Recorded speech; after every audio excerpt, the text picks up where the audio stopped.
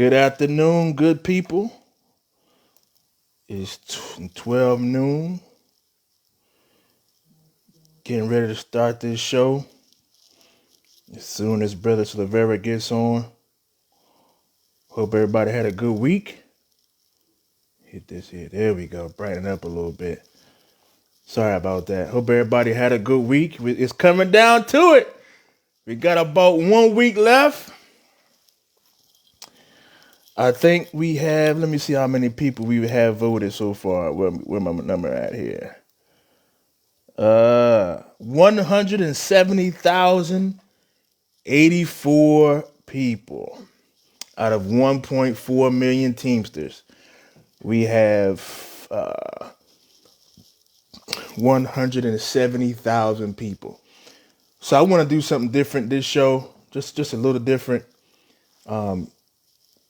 Want to talk about what are we going to do after next Monday? What are we going to do after the ballots are counted? What are we going to do once we have a new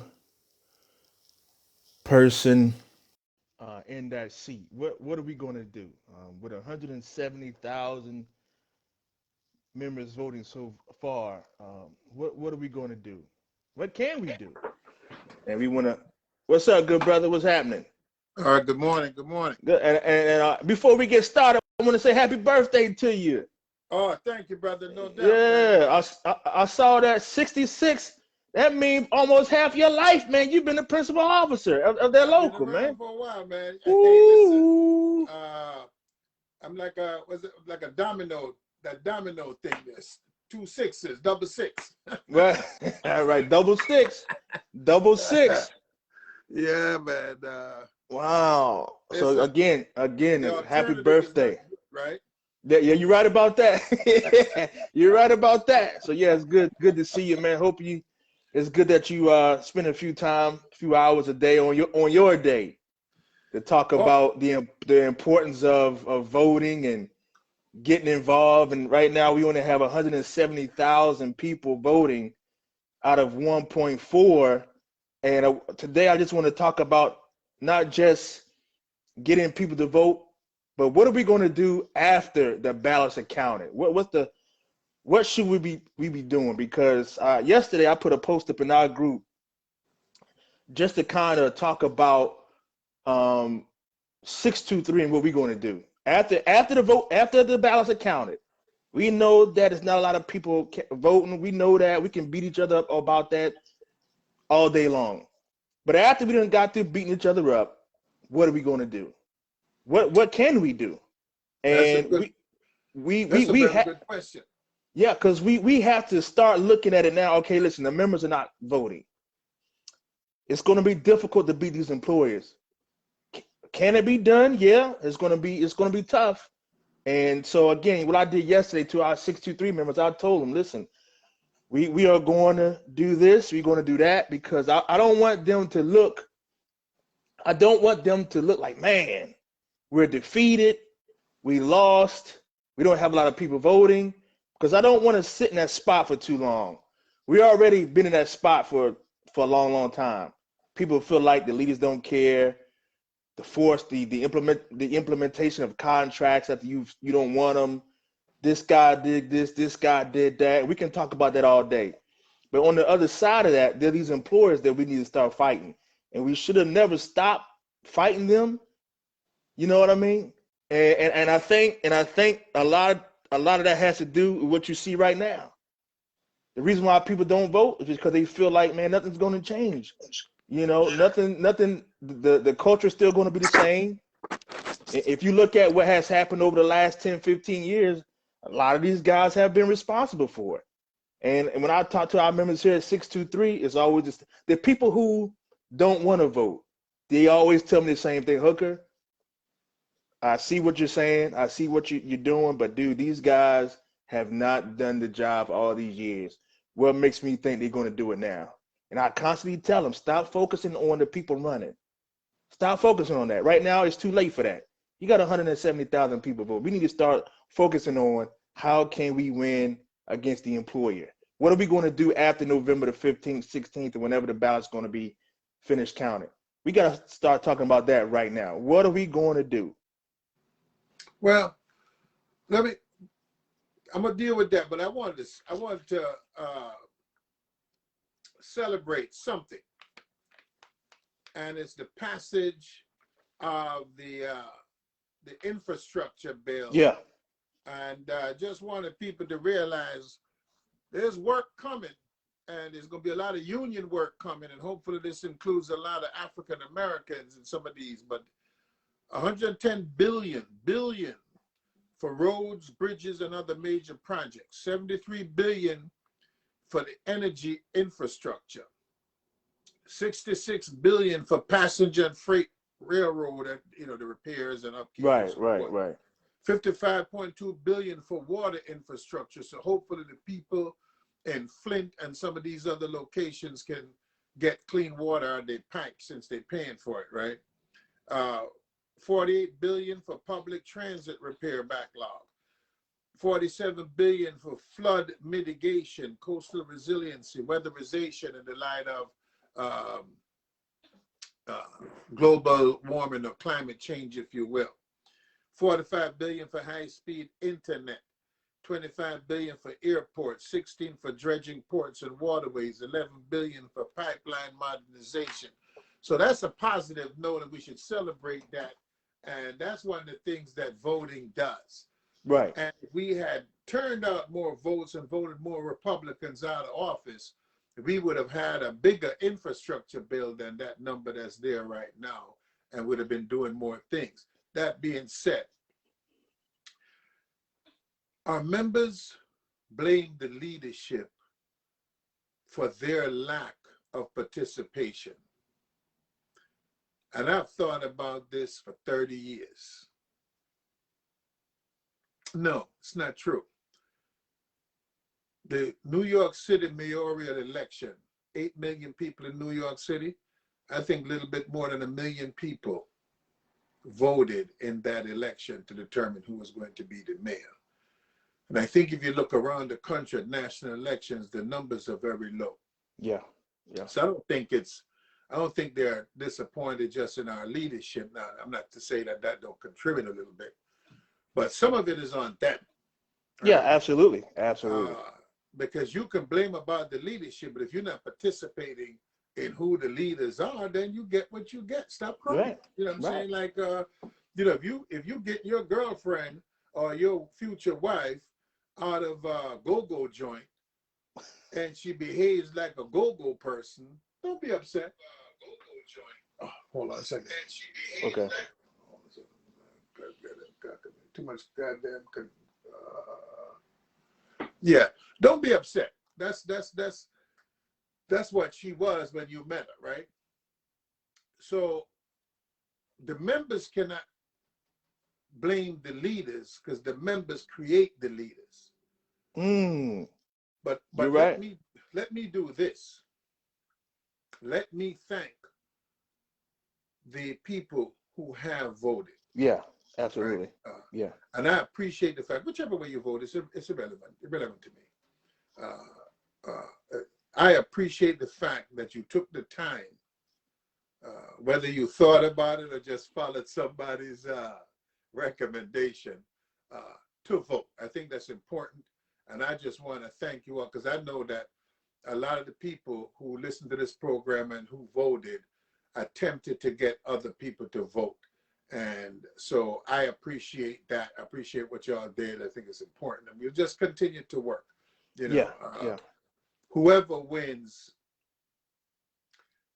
is going to have to do internal organizing. I think my brother Cersei talked about this last week, and I think I had a post up during this week about really having to break down this country in segments and really have a program to educate people about the structure of the union, about the importance of participation. Right? Let me tell you, man, just put the voting on the side. Just participating in a demonstration, just participating in a rally, marching on Labor Day, all these different things. And I see a lot of locals that have nobody marching on Labor Day. The leader might be there, but the members are not there. And when they have picket lines, the paid officers and business agents might be there, but rank and file members are not there. And so this is work that we have to do. And I don't want to hear nobody pointing no fingers and no blame game and all this kind of stuff. Now, that's too easy, right? That's too easy. Too many locals have gone through numerous different leaders in the past 30 years that I've been around, and I haven't seen the change. There was excitement in 1991 when Ron Kerry and them ran. It was new, but it was only 300 and something thousand, I think 391,000 thereabouts that voted in that election. And it's been straight downhill ever since, right? So when Ron Kerry ran 5 years later, those numbers were down. So is that Ron Kerry's fault? Jimmy Hoffa wasn't in office. You see the point I'm saying? So we keep looking at trying to blame Hooker, Chris, Jimmy, O'Brien. No. Blame the people who got the ballot that didn't turn it in. They have to bear responsibility for their lack of action, right? Now, can we change them? Some of this is just driven by the broader societal behavior. Now, the other part about it, I think that the next time we do this, we need to have an envelope that look different from other envelopes. It needs to have some bold print. It needs to stand out. You know, somebody needs to spend some time designing an envelope that when it comes into your house, it says, your future is in this envelope in bold letters, right? Yeah. But we have to, I said it a little bit jokingly, but we have to design an envelope that strikes your attention when you get it. And I think that envelope can come into people's house and just fall in with junk mail, you know. And so so I put that on the side. But the membership has to bear responsibility for their lack of participation. I don't think. I'm sure O'Brien and Vermin them have been to as many barns as possible. I mean, I'm talking to members and they say, oh, well, we didn't even know. And I said, well, they sent your whole magazine to your house. Yeah. That had nothing else. A few of them. BS. A few of them. A few magazines. Yeah, I know. There is no excuse. This is on the individual member. Now, can we flip them? Hopefully we can, but I'm not taking no blame. And Richard Hooker shouldn't take no blame, and Sean O'Brien shouldn't take no blame, and Verma shouldn't take no blame for the lack of participation of this membership. They ought to be ashamed of themselves. Should be a tax on them. Yeah, I mean, for the last 3 or 4 years, there's been an active campaign about changing the leadership or different leadership or the vote coming up. So the members do have to bear the responsibility and the accountability to vote. I mean, they have to vote, man. I like you said, I think maybe changing the color of the envelope when it's sent to your house. Hey, listen, this is different. This is not like you said in a regular white envelope.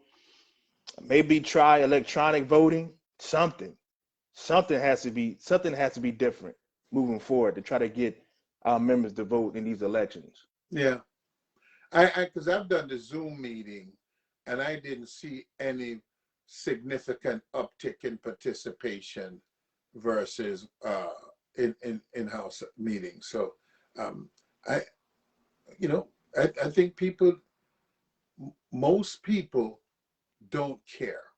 And they don't care about the country. That's true. They don't care about the union. They got a job. Now, locals that hire, and I don't mean to say this for anybody to get offended, but nepotistically, those locals might have better turnouts, right? So for you to get a job in the construction industry, your uncle, cousin, brother brought you in, in certain of the other different industries. I don't want to name them all too much because people might be offended. But where if you don't know somebody, you ain't getting no job over here. those locals, I think, will have better turnout because there's a direct relationship between the leadership of that local and how you got there. But we certainly have to tackle this. And I don't know that we get a million members participating, but this number needs to get into the 400,000, 500,000 number. And it starts with where all the Teamsters that were a part of the strike in 96, or when it was a UPS strike, 97. 97, yeah, 97. Right. Where are all of those people? Did they all retire already? They all gone? Because one of the things that people who participate generally has spent some time on the picket line, and it makes you a more militant member of the union. You know what I'm saying? But I thank everybody that took the time to vote. The outcome is going to be the outcome. We're all Teamsters. And I saw some dopey stuff on this thing. I started to monitor this thing here to see what some of the people were saying. And we need to get past, we need to get involved in programs. What's your program?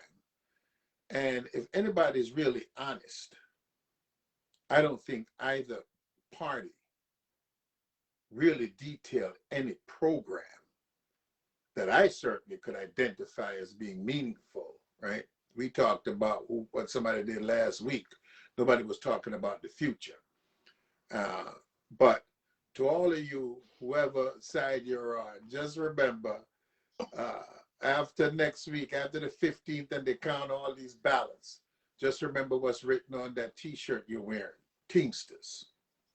Not Oz, not Power Slate, Teamsters. And if we remember that, then my 170,000 Special Forces Teamsters.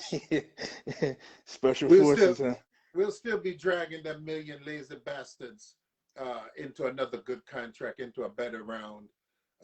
We'll just continue to do that. So I think all the people that voted are Special Forces people. Yeah, and again, there's still time. We still got about a week left, and I hope that out of the 170,000 people that have voted, it would be good if we could reach back and talk to about 5 to 10 people, explain to them the importance of this process, explain to them that it's not just about voting for leadership. You're talking about voting for future contracts, voting for just to give the power to whoever's in that seat to be able to do some things that they won't be able to do when you only have 170,000 people. Talk about voting for public officials, state, local, federal government, who may stand in the way of what labor needs to do. And if we don't have the numbers to push that legislative forward or to do the right thing for us, we're going to be in trouble. And I'm hoping that when the 15th gets here, at least have more votes than what we had last time. I think last time it was like 220, somewhere around there. And right now you're talking about being about 50 grand less with about a week left. Somebody said it was 197. I'm not sure, but I thought it was about. No, it was. Yeah, it was about. It's between 210 and 220 last time. I don't know if we're gonna make it at this time. But just think about. There are no incumbents. This is the first time since 1991 when there were no incumbents running, right? And it does, and that with all of the hoop and the no good and who's this and who's that, we still could not generate. And I'm going to say this, that we have got to stop talking about each other and start talking about programs that move us forward, right? And so I'm looking for, I mean, I'm just rehashing the debates in my head that I really was not moved by. None of the 3 debates made me think I needed to get up and mail a ballot in. Certainly none of them inspired me to that level. And so I think that we need more inspirational leaders, and we certainly need members who are not emotional. I don't think there's another union in this country in which rank and file members determine the leadership of their international. I think we're the only one. And if that is true, then we're really squandering an opportunity to put some really intelligent, militant leadership into office. I think we're just squandering those opportunities. And I'm still looking for better, younger people to come out of the woodwork, people with clean hands and a purer heart than the ones currently running. I'm looking for them to step up in the future and really try to take this place forward, because I think one of the people at the debates really talked about how, you know, these are just rehash of guys that were already a part of the one of the moderators brought that up. He said he said he's been doing it for so long, and why is it that it's always this, same people over and over again, or it's they branch from the root, so to speak. And I something that you said about how we treat each other. The Teamsters, from the rank and file up to the leadership, we don't communicate victory very, very well with our organization. We communicate, hey, we're gonna bash this person, we're gonna bash that person, we're gonna do this, but we never really talk about how we're gonna win against the employer. We don't do a good job at that. We do a good job at tearing each other down, but we don't do a good job at, like you said, inspiring hope and inspiring victory for our organization. We don't do a good job of that. And then the culture that is set up, it keeps these people in office.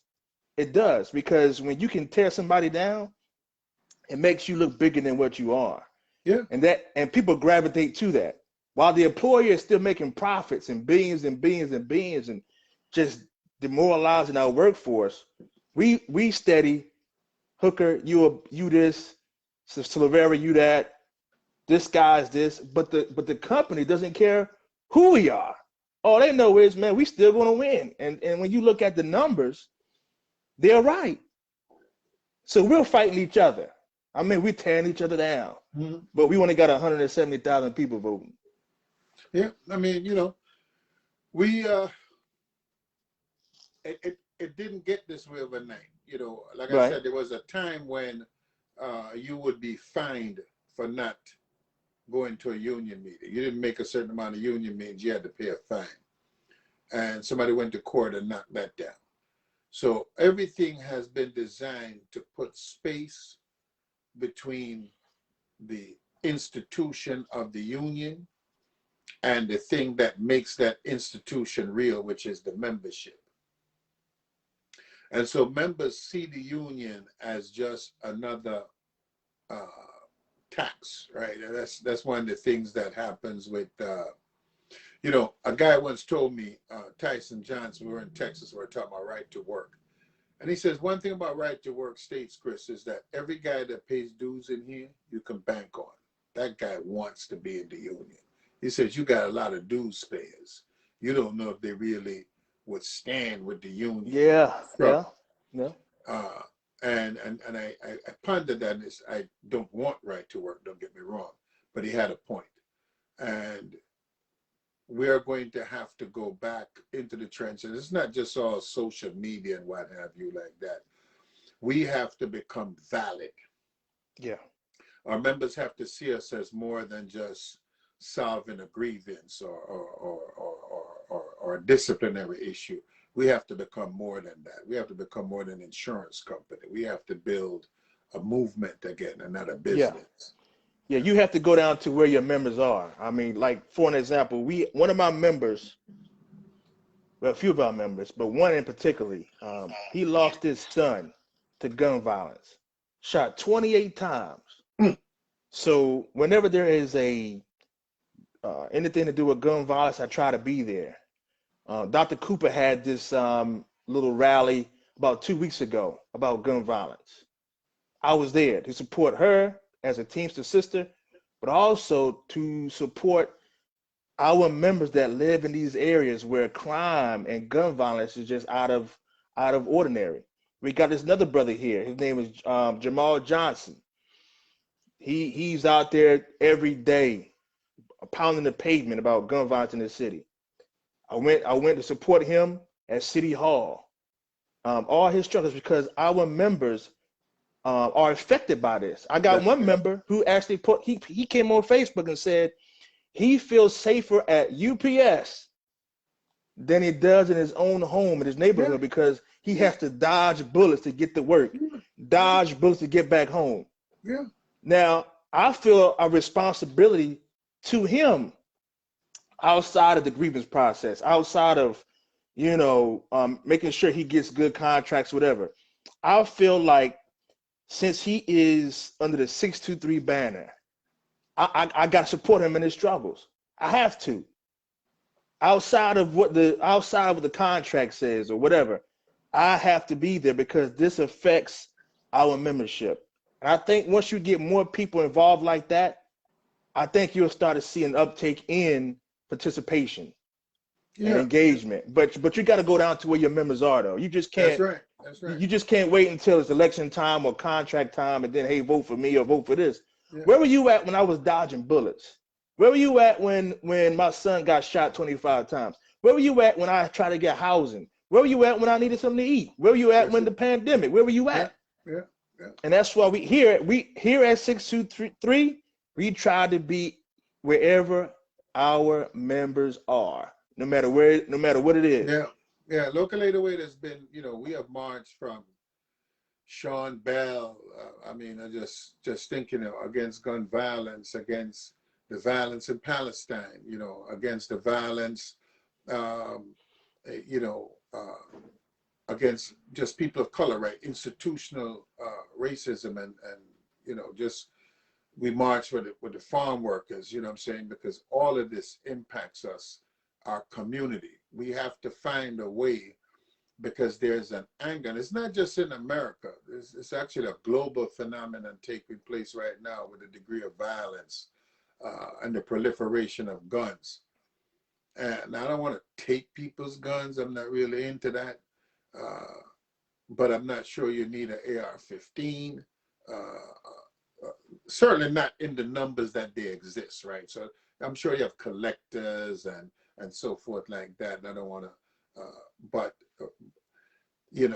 when you're running for office, I just saw something. This woman was running for lieutenant governor of Virginia, and you feel that displaying a weapon of war somehow enhances your value to the electorate, then there's something wrong with the electorate, because the electorate needs paid family leave. The electorate needs living wages. The electorate needs pensions. The electorate does not need an AR-15, right? AR-15 ain't gonna help you in your retirement, right? Unless you plan on blowing up schools or something like that, But if you want to live, and it might be on YouTube. Oprah Winfrey did an interview with this young woman from one of these Scandinavian countries. I remember Sweden or Norway or Denmark or one of them like that. And so she went through a litany of things, free education, medical, blah, blah, blah, that all these things that they had in these countries.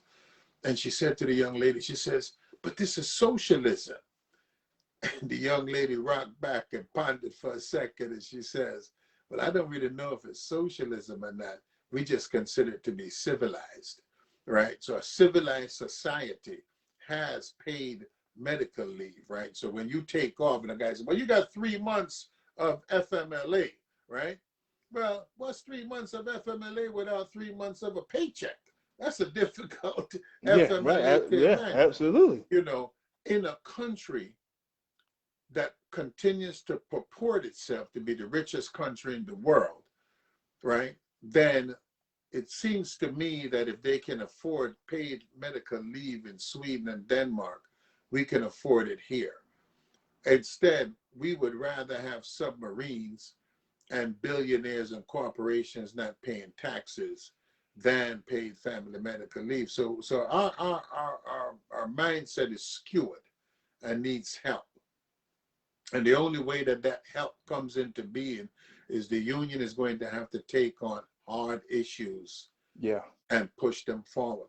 But I'll tell you this as a secondary spot, and I don't want to get into a deep thing about this because I have some very funny feelings about the Democratic Party. But Labor, and I'm not saying Teamsters now, Labor has got to stand up a Labor Party, a Workers' Party that is unapologetic about the workers, in which people like Manchin and Sinema could never run for office, in which the people running for office drive a package car, or they're carpenters, or they're plumbers. They're people from the grassroots. Because if you look at Congress right now, I'll bet you that 90% of Congress has a law degree. We need 500 lawyers to run the country. Ain't 9 lawyers in the Supreme Court enough? You know what I'm saying? Mm-hmm. So where's the voice of the working class amidst these lawyers who, within a short space of time of joining Congress, become millionaires, right? And when they become millionaires, does that change their position? Yeah. You understand what I'm saying? Well, might certainly change my position on taxes and stuff like that. So, you know, we have to start to build a grassroots movement that's broader than grievances and disciplinary issues, and to build a movement that is going to make our members feel, yes, this is what we're about. I agree. I think the leadership has to inspire our members. They have to. And hopefully whoever gets in there will take on that daunting task of inspiring hope and a vision and an agenda that is wide enough to encompass everybody, not the people who voted for me, not just the people, not just those people, but the people who did not vote for me as well. You know, is my agenda, is my vision broad enough to encompass everybody, the power slate voters and the odd slate supporters. And something you said earlier, man, we got to get back to Teamsters just being Teamsters. Yeah. Since over the last 5 years, since I went to that convention in Vegas in 2016, my eyes have been open because I was naive to a lot of things. I really thought that the Teamsters were this big, powerful group, and we really just wanted to just fight the company. But then once, I would say about 2014, that span from 2014 to 2016, I realized that there was, that wasn't it. It was, elect this person, elect that person. We'll we'll worry about the members later. We'll worry about them later. But let me get mine first. And that's what and it still perpetuates itself. And you see it throughout this whole campaigns. You've seen it. Hey, listen, let's focus on these guys. But over here, we're not focused on them as much. And that's why you see the low voter turnout. That's why, and we got to change that. And that's going to be a tough task. But I'll tell you what, though, we as members and local leaders, we got to do our part, man. We have got to do our part. Don't lean so much on the IBT. You don't lean on them, man. Lean on yourself. You have your own autonomy. Use it. Use it. You got to use it, man. But one thing I found out though is this: is you have your own autonomy until it doesn't fit into the box of somebody else. Then, oh man, what you doing? What's happening? No, we got our own autonomy here. Let us do what we need to do here. Your members may be a little bit different than mine. I know my members. I've been on the inside with them for the last 22 years. I know them. But hopefully, again, whoever wins this election, they're gonna need a lot of help. They're gonna need a lot of support. All hands on deck. All hands on deck. I had a sister here that talked about, with only 10% of the membership voting for the leadership, how we're going to stand up a national labor party. So I wanted to address that because it's not that the Teamsters are going to do it. All of labor is going to do it. But all of labor is going to be working with community groups and building that beyond just the union membership. It's going to be something bigger than just the union, What the union is really going to do is to provide the resources and help guide the direction of that party. But there are already people in the street that's doing this work right now as we speak. Um, you know, many years back, there was a Tony Mazzocchi from the Oil and Atomic Workers Union, and that work led to the formation of a thing in New York called the Working Families Party. And I think the Working Families Party now actually exists in a few different states in some iteration or the They other. got some. They got that party here in Philly. Right. Matter of fact, the Catherine Gilmore, she actually won her city council seat running with the workers party, workers Right. families party. Yeah. Yeah. Yeah. So it already exists, you know, but it's a matter of getting labor to provide, taking those resources that it expends with the Democratic Party and put that towards a party that's going to address its needs. And I tell you, and not to tell people that they should have voted for Bernie Sanders, but when we were battling around the issue of the Butch-Lewis Act, Bernie Sanders was a solid supporter for protecting our pensions, but we didn't have the wherewithal to make that happen. Right? We did not support that party, Bernie Sanders. You know, Hoffa was a Bernie Sanders delegate, yet still he was unable. I don't want to say he was unable. Let me rephrase that. He did not bring the Teamsters along to support Bernie Sanders the way some other unions had. And had he done that, it might have actually changed the outcome in the election of 4 years ago when Trump won, right? Because I don't think Bernie Sanders could have won this last time around. I thought he could have won the first time First around. time. Yeah. You know, and so that we have to go back to the drawing board, and we have to believe in the things, the values that we have, right? So if our values are good wages, if our values are having the lifestyle that's going to ease the pain of the working class, and you know, I talked about this a couple of times. I've been telling people about this. If you back up to 1975 and you look at the trajectory of chief executive officer wages compared to the worker, inflation compared to wages,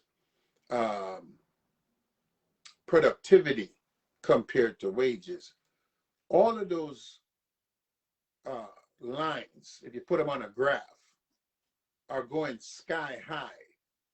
The workers' wages have remained relatively flat from 1975 until now, which means that it's probably, the number is probably a higher number, but certainly we are 50% behind in wages. So if you just think of what you could do if somebody just added 50% on your wage per hour, right? And take this across the country from McDonald's to Amazon to Walmart, whatever, right?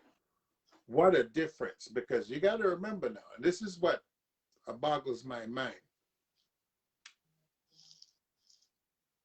Consumption is 70% of GDP, right? So the consumer is 70% of GDP.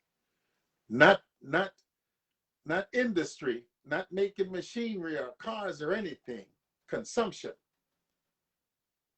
Why would you not pay the workers more, since consumption is such a large part of GDP, and GDP is what values your money, what values your economy? You understand the point I'm saying? So GDP is such a large share, not half, 70%. Why are we not making more money as workers? And workers are going to have to take to the street. Yeah. In a meaningful way. Now it's happening in some informal ways that we have seen, as a result of COVID and those impacts. But this has to be driven where there are definitive demands that we make of this capitalist system to pay us and to give us the lifestyle. I mean, 2,800 after you work 30, 40 years for Social Security. Somebody's telling you, well, if you work till 70, hell, I'd be lucky if I live till 70. What are you talking about, right? So instead of us creating an environment where we're putting in less hours, right? Because the more overtime is, the less employees they got to hire, right? So we need to start to make demands for a 30-hour work week, right? And people say, oh man, are you crazy? Well, we got a 40-hour work week from 16 hours a day, 6 days a week. We got that down to 8 hours a day, 5 days a week, right? So that was doable, right? So why can't we go to 30 hours a week? Why is that not doable? You have to make a demand, and we can enforce that demand because we control the production. This system does not work. UPS don't make a dime if those guys don't deliver those packages. Right. The railroads don't make a dime if we don't drive those trains. If the longshoremen don't take those boxes off of those ships, nothing moves, right? And so if you're going and looking at Costco in these different places, you already see that shortage is starting to develop again because of this so-called supply chain issue, right? So we are in a position right now to make the supply chain issue even worse by saying we ain't gonna move nothing. How about that? We ain't moving 10. No, we ain't gonna move 0. Move nothing, we right? have Right. a definitive demand for a future. And so Verma or Brian, whomever it is, have to start building the model to be in a position to call for a general strike and be able to enforce that general strike. And that's what's going to turn around the working class in this country. Yeah, I agree. I think the COVID pandemic really showed the worker how much power that they have. And I think once the companies realized that they couldn't make it without us, now they're trying to make it seem like, well, they can, and they will continue to do business, whether it's with us or without us. I think now is the time to strike while the iron is hot. Yeah. Because listen, UPS, Amazon, all these companies like that, man, they made a killing off of misery. They did. The country was going through a pandemic. The workers were just miserable working. You didn't know where you're going to catch this thing. You didn't know if you're going to bring it back to your families. And yet we still showed up for work every single day. And I'm going to tell you something. The company, UPS, I'll say it, did not care until they started getting sick. Instead, they started catching COVID. Now it's a problem now, because before it was just our members. But as soon as they started getting, oh man, we got to do something. We gotta clean the bathrooms. We gotta get PPE. Well, that's what we wanted from the beginning. So I hope that we can come up with that general strike, but we also have to be prepared for it. We got to prepare for it. We got to make sure that our finances are in order. We got to make sure that we have money set aside. We got to make sure that when we out there on the street, nobody crosses the line. Nobody crosses the line. We're not building a general strike in America. We're building a global right. shutdown in England, in Australia, in New Zealand, in Italy, in Germany, in France. They ain't gonna be able to withstand that. You understand what I'm saying? There's a global council of dock workers all around the world. We can stop them, not here, everywhere. You understand what I'm saying? So we're too focused on just what we happening here. You could make a global demand for alcohol because workers are suffering in Germany. With the demise of the Soviet Union, Germany ain't scared no more. So she could be a little rougher on her members, on her workers than she used to have to be when Russia was on the other side breathing, or excuse me, not Russia, when the Soviet Union was on the other side breathing down the neck of the Western world. So we can make a global call and build a global movement, because some of those countries are probably more engaged and prepared to make that call than we are, right? We are, yeah, I agree. Points. But this is something where we have to make a global demand of capitalism on a global basis, right? Because remember now, work is not here anymore. Work is across the globe. So there are workers in Vietnam. They're not bringing that work back here next week. So, get over it. It happened. It is what it is. Maybe it's supposed to be that way. I don't know, right? Maybe what I do know is that we have not transformed our economy, right? So you say, well, we don't have no time to make underwear anymore. I got you. What are we making? Right? What was the next thing we're making, right? Oh, well, we don't have no time to make staplers anymore. I got you. What are we making tomorrow? So I understand that some things went that way, but what was it replaced with, right? So when you tell somebody coal is dead, I got you. Coal is dead. I think if you go to West Virginia and ask a coal miner, he'll tell you he knows coal is dead, because we used to have 100,000 coal miners here. We got 5,000. You ain't got to tell me it's dead. What are we doing tomorrow for those people in West Virginia, those people in Kentucky who are going to be impacted by the demise of coal? And so you have to start to talk about having guaranteed minimum wages, right? Or guaranteed wages for those people who are going to be displaced by the movement of technology, right?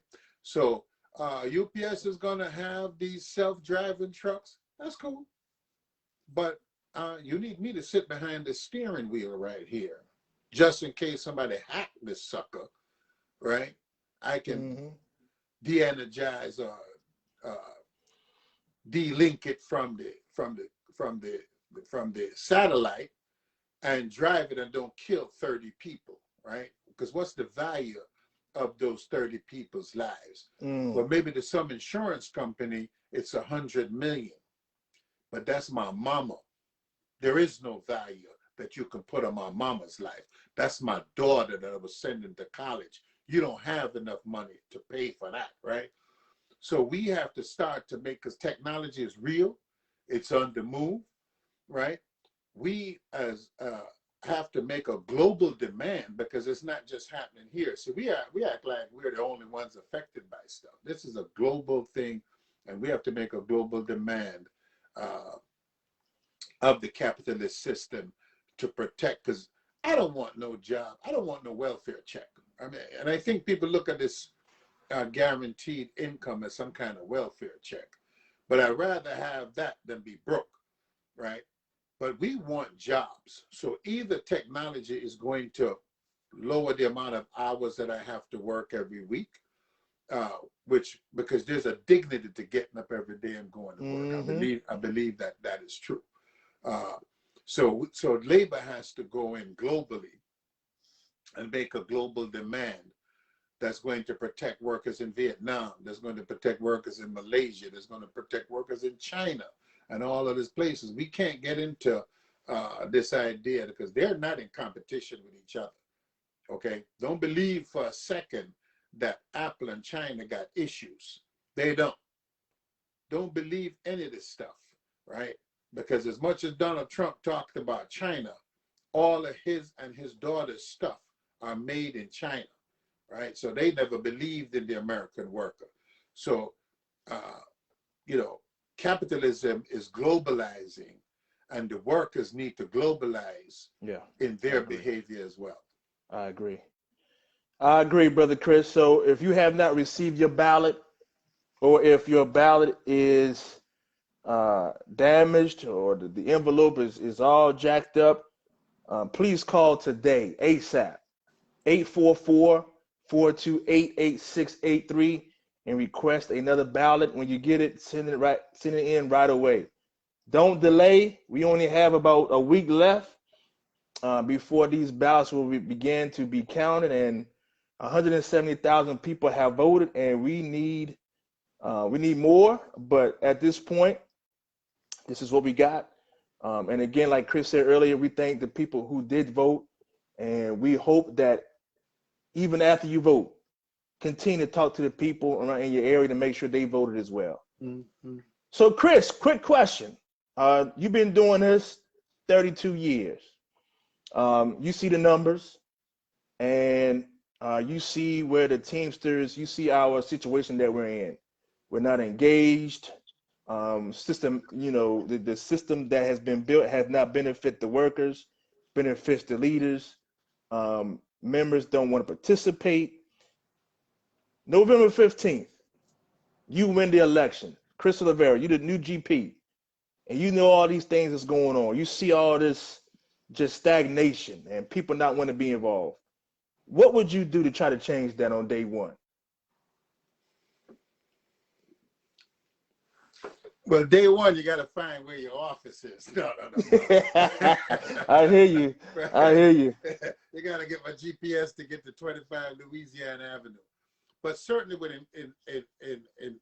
it's going to take a continuous thing. It's not something you can just do in day one. It's going to take day one through Yeah. It's going to take 20 years to turn this around. I don't want anybody to think this is some panacea move where, Sean the Vermin is going to come in and say some magic words and everybody is going to be. This is going to be where we build linkages. So if I were general president, my first move would be to visit every joint council in the first 12 months of my term. And when I say visit every joint council, not only am I going to talk to the leadership of the joint council, we're going to also have a rank and file meeting in those areas that members can come to and speak to the general president and express their opinions. There are locals that are doing good job. There are locals that are doing medium type job. And there's some locals that ain't doing squat. And we're going to have hard conversations with those locals that are not doing anything to build movement, right? To build structural grassroots type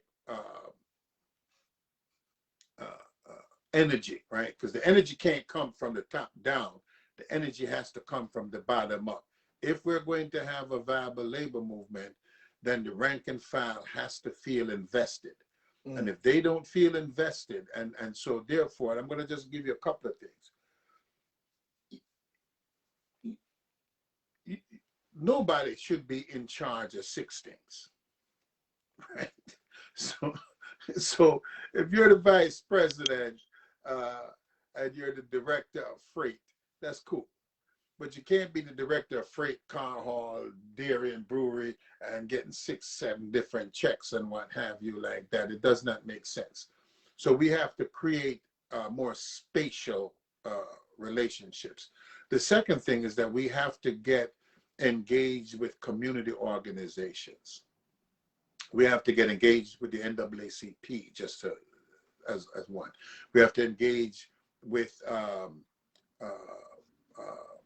Stacey Abrams down in Florida and other people in different states that are doing work underground to mobilize and register people to vote. And there are people that are fighting for ex-convicts to get the right to vote and so forth. We have to become, because we have resources. So it does not make sense for me to come and tell you that we got $500 million in the bank and we are not engaged with enhancing the working class. So, people go, oh, well, they went to prison. What do we care about them? You have to care. They're here, right?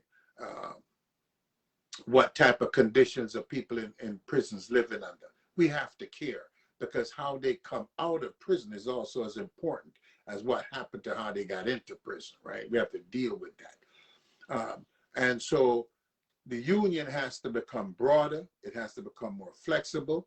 And it has to start to speak to broader issues other than contracts, and those narrow defined things, because we're like an insurance company. Our members look at us, well, you know, I pay insurance every month, so when I crash, you're supposed to fix my stuff, right? How about when you crash, you kill 26 people? It's kind of hard to help you here, right?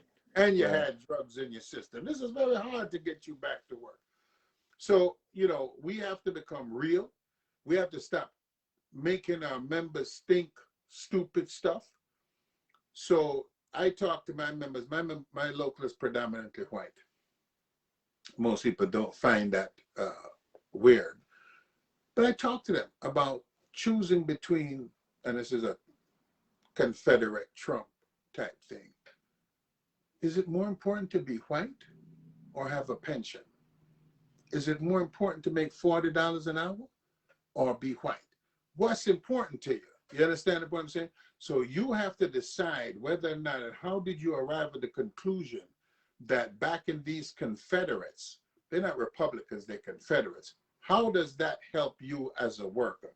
Tell me what in their history, because none of them voted to pass this infrastructure bill. Oh, no. Excuse me, they did. The one before that, right? But only 10 of them voted to pass the infrastructure bill. The other 40 didn't see it. The other 40 didn't want clean water. The other 40 didn't want to fix the highways and the bridges. So then you need to get rid of them. Yeah. Right? And we need 40 more like the 10 who voted here. I don't want everybody agreeing. I don't want the whole Congress to be communist. I don't want them to be all socialists. I want to have that. Right. You need that. You need that, right? But at the end of the month, all of that brings us a resolution, right? When you're in power, you get 6, I get 4. When I'm in power, I get 6 and you get 4. We smooth, right? So we'll battle, but people like Manchin and Sinema, McConnell, cannot overrule the will of 80% of the people who want paid medical leave, who want small classroom sizes, who want, a fairer economy, who want to see high-speed rail, who want to see less hours worked every week and everything like that. These people are standing in, so there's a frustration. And then a guy starts telling you, right? Oh, don't look at me. It's them immigrants over there. It's them dark people over there. It's them brown people over there. It's them white people over there. No, it's not them. Because I'm working with cats who go to work with black and brown people every day. What I know for sure is that come 4 o'clock, 5 o'clock, when they clock out, they don't have any black friends. Black folks have more white friends than white folks have black friends, right? We also know more about them than they know about us, right? We also have to take to task some of these rappers and people like that. What is this love affair with the go-go joint? I'm a multi-millionaire. What am I doing in a go-go joint? Really? Really? $20 million in your pocket and you're in a go-go joint? I don't understand this. You know what I'm saying?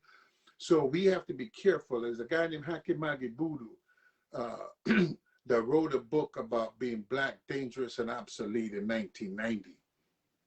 We live in this today with the images that we portray of ourselves. So if you don't know our culture, our people, because you live somewhere else, then you believe what you see on the video, right? I'm a guy with a gun. My girlfriend is a half a prostitute, right? She's a hoe, a bitch, or something else. We not reflecting on this is your mother, this is your sister. You know, Jay-Z talked about, well, you know, After Blue Ivy, I stopped using that word. What, you didn't like your mother? You didn't like your sister? It took Blue Ivy or Beyonce to get your mind straight. And so that we have to do broader things. So yes, we have to do contracts. Yes, we have to do it. But the union is powerful.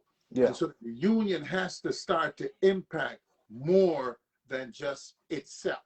Yeah, I agree. And that's why we talked about Yeah, earlier. yeah, We have to go down to where our members are, where they yeah, live, where they shop at, where they go to church at, where they go to the movies at. yeah, Every aspect of their life, I think we should, impact them somehow.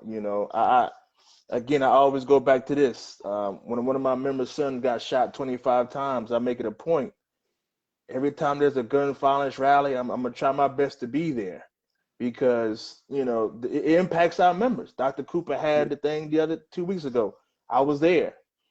I was there to support her and also support the issue of gun violence in the city. It's out yeah. of control. I think we got about 460, 70 homicides. It's unbelievable, It's crazy in New York. unbelievable, And they, unbelievable. but there's a level of frustration of young people who have no place to go to, right? So there's a breakdown in society in general, right?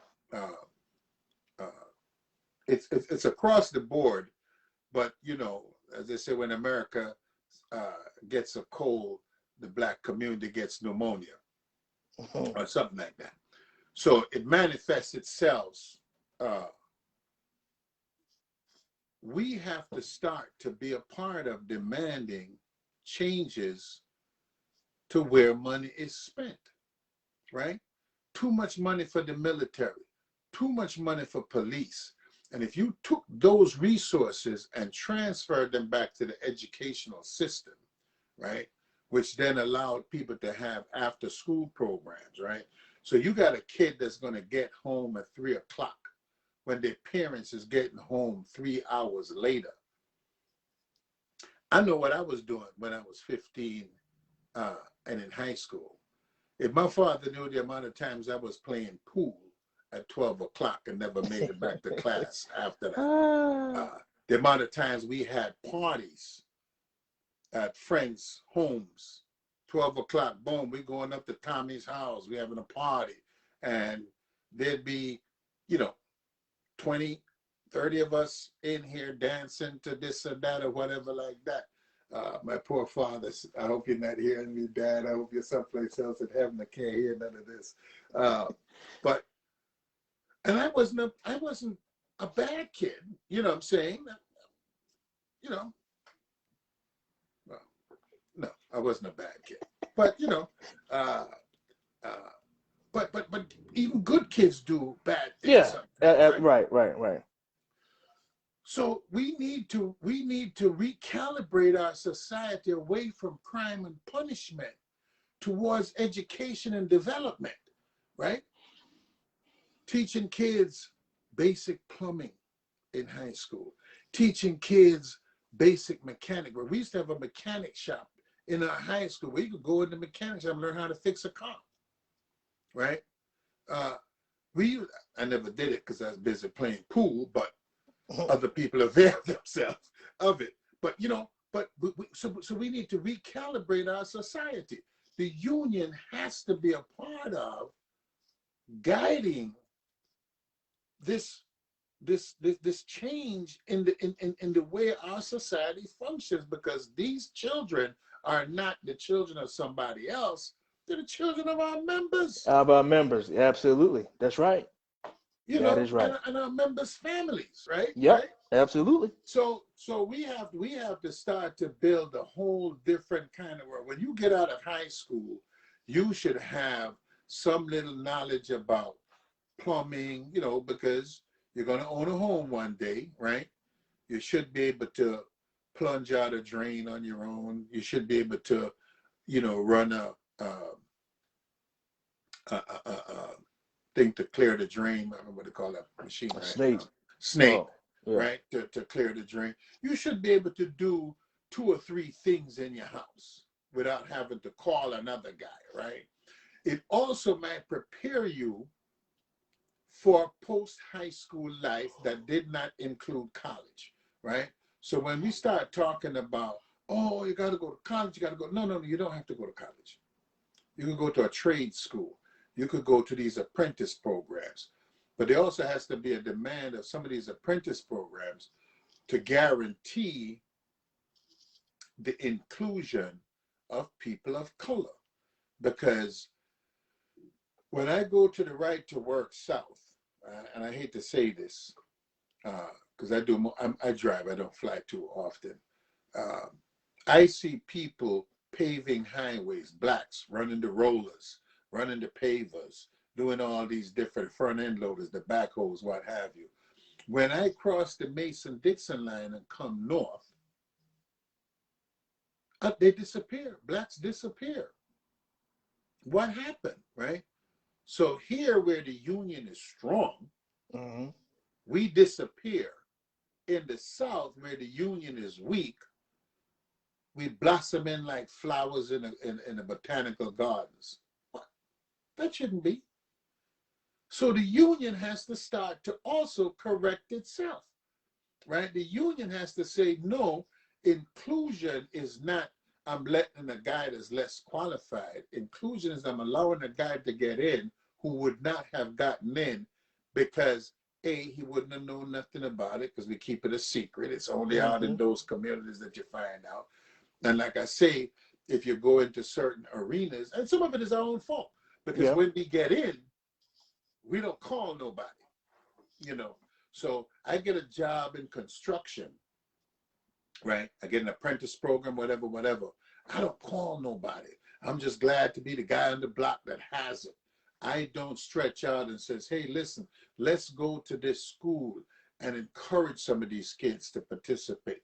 So when we get into leadership, the leadership, yes, the union, yes, we got these departments and what have you. We need to be bigger than that. We need to be more nimble than that. We need to have a more expansive view of what role the Teamsters are going to play. And we have, and I tell you, we are one of the more powerful unions in the country in terms of being able to channel the mindset of other unions to become more nimble and more participatory in how our society behaves towards the working class, not just towards us as Teamsters, but towards the entire working class. We have to become broader than we are right now. And I hope we do that too, Chris. I hope we do moving forward. I think we need it. We need a shot in the arm. We need a breath of fresh air.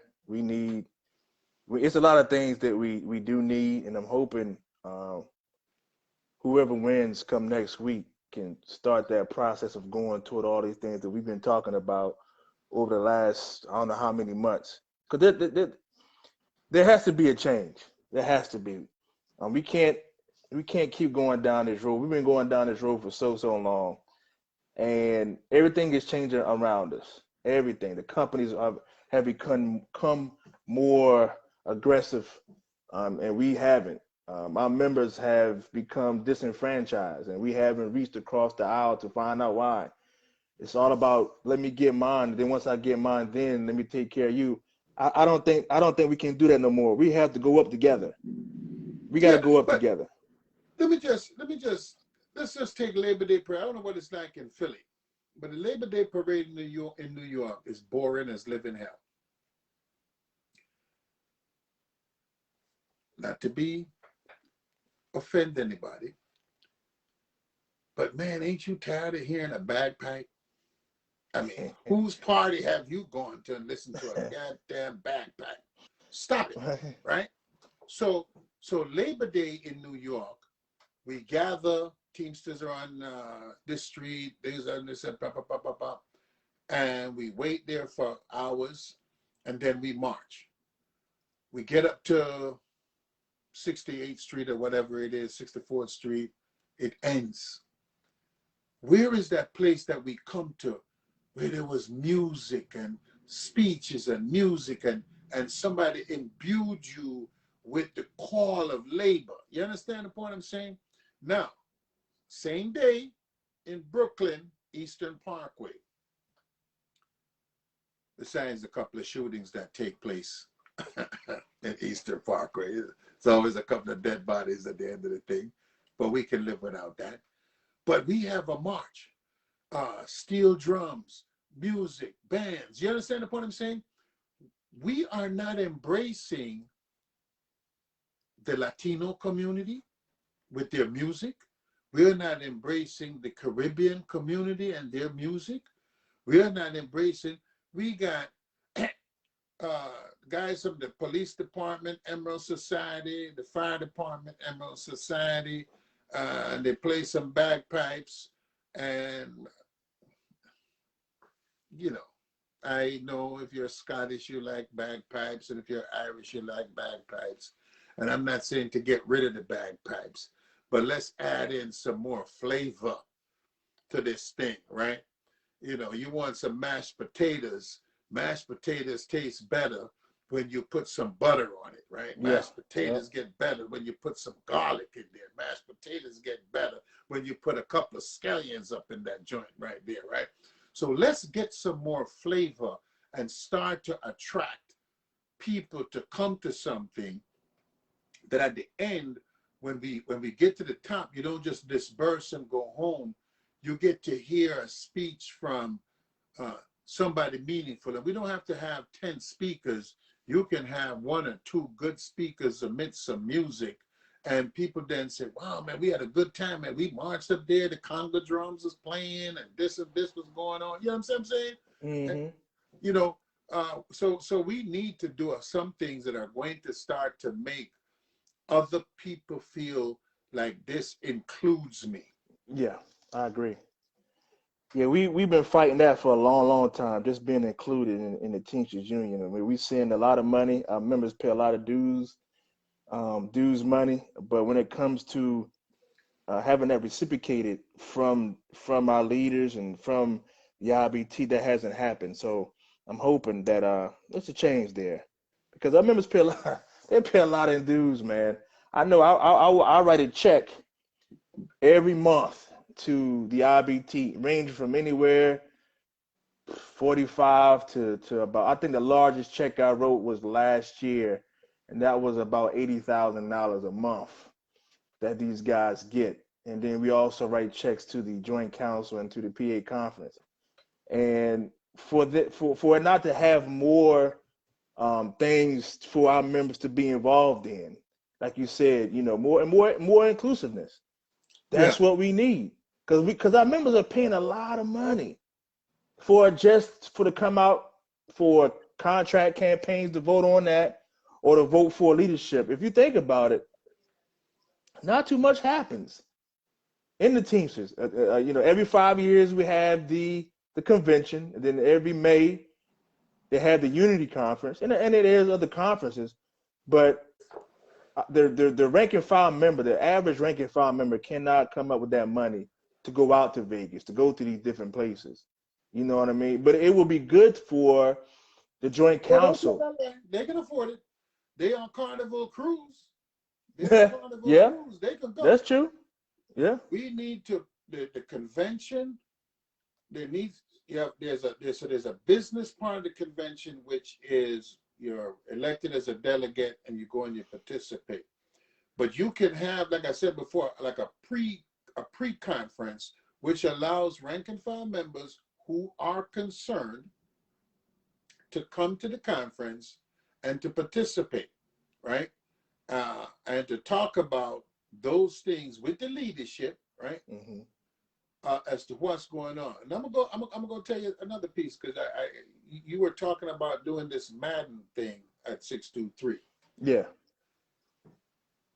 Broaden that to the Joint Council. Broaden that to the region, right? And at the end of a period of time, there was a national playoff. Yeah. Right? And it doesn't have to be just Madden alone, because my son is locked in a room right now, but he's sleeping now. Couldn't kill so many people last night. I hate to tell you how many dead bodies is floating around, whatever the hell he carrying on with that. I'm waiting for that. I'm waiting for Homeland Security to come in here and grab all of us. And but you know, our members they're in these things. Their kids are in these things, Yeah. right? Yeah. So we could really become engaged with family through what is happening today in modern times, right? You know, with these things. So we have so much opportunity to turn the Yeah. world upside down by becoming and meeting our members where they are.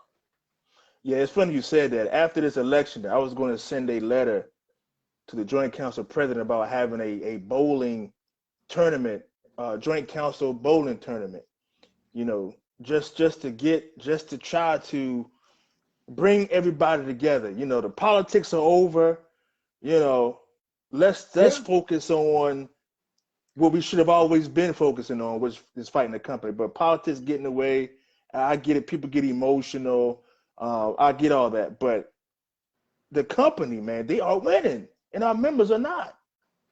At a certain point, man, we got to put our differences, our political differences aside and say, man, listen, is it okay for us to only have 170,000 people voting? Is that okay? While the company makes billions and billions in profit? We're worried about the wrong thing here. yeah, They made all these billions off of all of these people. We're fighting each other, and our members are like, look at these guys fighting each other. Why should I vote?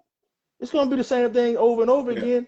yeah. So yeah, once this thing is over, I plan on. I was going to send a letter out to the council president, have a bowling tournament where it could be every local put together a team, and we just bowl it out and see who the best bowlers in the joint council.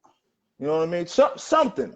But that's the whole idea of meeting the member, the family, right? How many, Yeah. we have members that bowl. I'm sure across the country we all have members that bowl that do different things. We sponsored softball teams. Members, kids played in, and we sponsored teams and whatnot. So they would have a little patch with local 808 on there and what Hmm. have you, like that. We have to meet our members where they are. They're at the softball, they're at the little leagues, they're at the soccer things, they're at the Hmm. bowling things. And that's when you start to, because everything can't be about a hard thing. We need some soft things, right? We Yeah. need Yeah. some fun things, right? So everything can't be just a battle.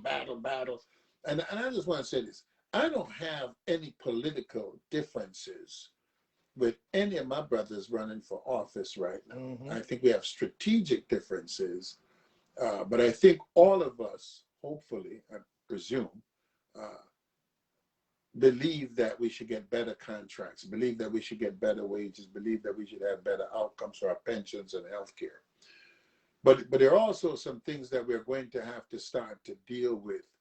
Um, and I know some of the bigger guys are going to say, the hell with you, and maybe it doesn't affect them. Maybe it's just the smaller people that do this. But we're going to have to start to merge, particularly not so much our pension plans, but our health plans, if we're going to start to gain market power to be able to negotiate better prices for our hospitalization and our doctors and our prescription programs and what have you, like that.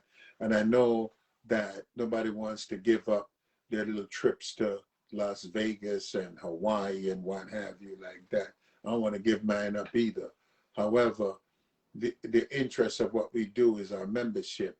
And if I had to give up a trip to go here or there, I would rather do that and make sure that my members had better uh, or more cost-effective utilization of the monies that we are negotiating with employers. Because I'm negotiating contracts, 17, 18, $1,900 per month for health costs, right? Hmm. And we need to be able to say, if you don't have, you need 10,000 people to get into a pool for you to really have any kind of leverage, with Blue Cross or with Aetna or whomever like that, right?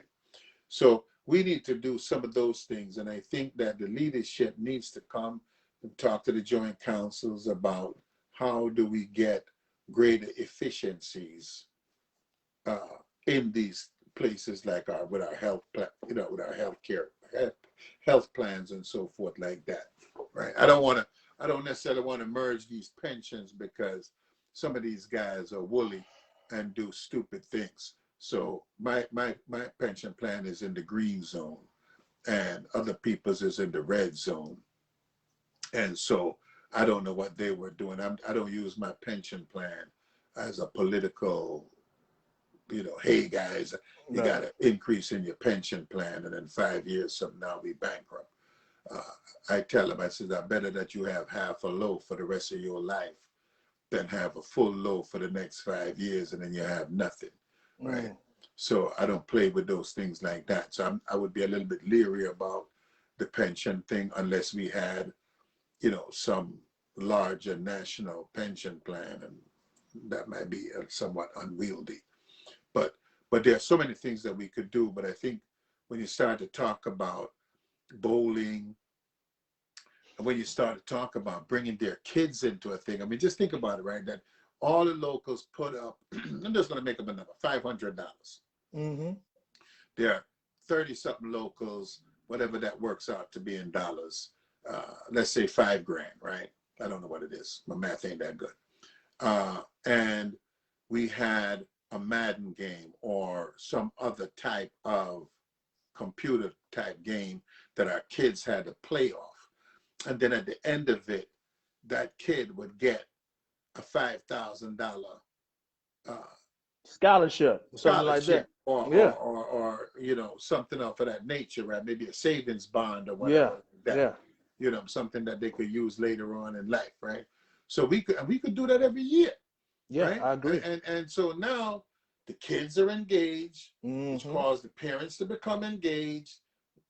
So now everybody's coming down to the hall. We could rent a space in a hotel, what I'm saying, have a little refreshments, and the kids are like, killing people and carrying on and playing Madden or whatever. So you could have 2-3 different tournaments. Right. At the end of that, there was a playoff, and he's the champion of joint council 16. He's the champion of 73. He's the champion of 25. Right. And then we have a national tournament where the champion from each joint council comes to meet the champions from the, oh man, let me tell you something, man. This would be off the hook. Yeah, it would be. Rank and file members are meeting people from Philly, New York, Canada, Boston, whatever. And you start to diminish these divisionisms. There you go right there. That we have, and you start to build more camaraderie across a broader spectrum. So there's so many ways that we could go. And I think those are the things that I want to see them pursue. So I don't have, I don't have any political differences. My only squawk about people sometimes is their willingness to attack people based on very little information, without knowing people, without having gone into certain things, without even having tried to do anything, just sitting around a little computer talking smack. I have no issue, certainly in terms of from a trade union perspective. We might have strategic issues. We all want to organize Amazon. We all want to organize the whole entire planet. I got that. But there are realities to that. For those of us who are in the business and understand it, besides just talking crazy on a computer, there are realities to what it costs. There are realities to how many people need to be involved to try to organize 1 million people. And then what happens at the end of the game if you happen to have a strike, what that would cost. But right now, follow the one in Staten Island. My brother Chris Smalls is doing a thing up in Staten Island. It'll be interesting to see the outcome of that. Good young brother. And, he's going about it a little differently than the Teamsters would, but who's to say he wrong and we right? Right, absolutely. Yeah, I agree with that, man. Sometimes, man, we want to throw people away because they don't do it the way we think, or they don't fit in our box. Right, right. I think that's and I see it in the Teamsters. We do that a lot. Well, you're not doing it this way. You're not doing it that well. If it was going to be done your way, it would have been done already. Your way is not working. That's right. Let's try something different. And that's one of the biggest problems I have with the Teamsters in general is that we've been stuck in this program that we have for the last forever, and it hasn't worked. The numbers of membership participation has dropped since 91, like you said. Obviously, we're not doing something right because technology has advanced. We doing all these great things, but our members are still not involved. Why is that? Where's the problem? We can point the fingers because of this person or that person. Yeah, but after you done blame that person and blame that person, the members are still not voting. They're Yeah. still not coming to the meetings. They're still not going filing grievances. They still not coming to the picket line. So what is it? We have to figure that out. We have to figure that out because your way is not working. It's not working. Yeah. And we see it. But when you challenge that way, then you become the problem. You And become a that's the problem. Yeah. right. And that's why we see only 170,000 people voting. Yeah. We Because have people are space tired of, differences. Yeah. right. We have to find a way to get our members to come back to the union halls, come back to the picket lines, come back to filing the grievances, come back to doing those things. Because the way that we've been doing it is not working. And we see it. Yeah. And we But see let me it. just, I want to touch on something because my brother put this out there about living, $15 an hour and so forth. And so I'm not a fan of $15 an hour because I'm not sure $15 an hour is a living wage. Certainly, it's not a living wage in New York. And I don't think it's a living wage No. in Philly. Nope. It might be a living wage in Alabama someplace. I'm not even too sure about that either. It just make you less poor. We need to have a living wage, a meaningful wage, in which not only can you pay your bills, but you can save some money, right? It's not just to pay bills, pay bills, pay bills. You want to be able to save some money. Hey, why shouldn't a guy that works at McDonald's be able to take a trip to the Caribbean, right? Once a year. What am I, wood? I don't deserve that? You understand the point I'm saying? So we have to fight for it, and it might very well be that we don't have a national minimum wage, that the minimum wage is based on regions, because certainly the North, the cost of living in the Northeast, on the West Coast, in Chicago and places like that is different than it is in Louisiana and Arkansas and what have you. So it might very well be that there is a regional, 4 or 5 regional minimum wages based on where you live. But that wage should allow you to live a decent life because consumption is 70% of GDP. And if consumption is 70% of GDP and the working class are the consumers, then you want the working class to be making the kind of money that allows them to consume, not just in the supermarket, but also in the hotel. So, I could go to Vegas with my wife when it's her anniversary or her birthday. I could go with the kids to here or there or do this or that. People shouldn't be on the brink of a precipice in a country in which rich men can fly up and down into outer space for 4 minutes. That's foolishness, okay? So we need to have a whole different thing. I want UPS to be profitable. I just want to tax the crap out of the profits. That's all I want to do, right? So you have a choice. You could pay the tax man or you could pay the worker. Pick your poison, right? But also, there was this whole thing that came out about how UPS fared in terms of worker retention and so forth compared to FedEx, right? So what this has proven is that good wages and good benefits gives you a stable workforce that allows you to continue to maximize profit. We live in a capitalist country. Profit is a part of how we roll. You understand what I'm saying? So, but everybody should share in the wealth of the nation, because the wealth of the nation is not made by Warren Buffett and Bill Gates.